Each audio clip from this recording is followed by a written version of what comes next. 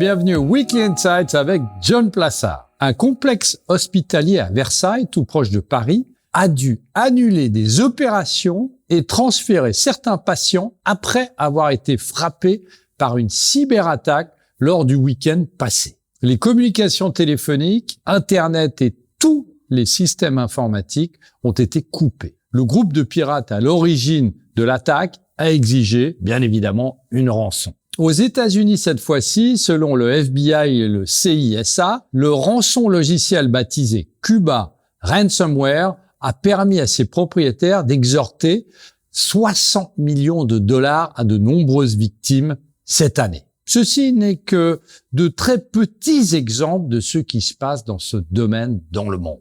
Selon les estimations, le coût mondial de la cybercriminalité devrait exploser au cours des 5 prochaines années, passant de 8,44 trillions de dollars en 2022 à 23,84 trillions de dollars en 2027. La cybercriminalité est définie par le Cybercrime Magazine comme l'endommagement et la destruction de données, l'argent volé, la perte de productivité, le vol des propriétés intellectuelles, le vol de données personnelles et financières, le détournement de fonds, la fraude, la perturbation du cours normal des affaires après une attaque, l'enquête médico-légale, la restauration et la suppression de données et systèmes piratés. Et l'atteinte à la réputation, bien évidemment. Selon le rapport annuel sur la cybercriminalité de Cybersecurity Ventures, la cybercriminalité est la plus grande menace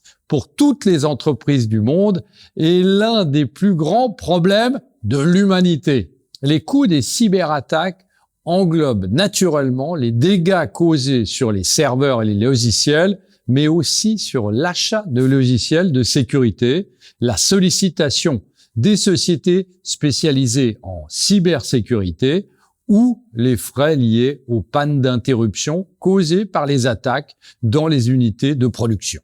Au-delà des gouvernements, comme actuellement la Russie par exemple, selon les chercheurs de Trend Micro, l'industrie des compétitions de jeux en ligne, le e-gaming, pourrait être vulnérable aux attaques, notamment les attaques de DDoS, donc les dénis de services distribués, les malwares et les tentatives d'extorsion.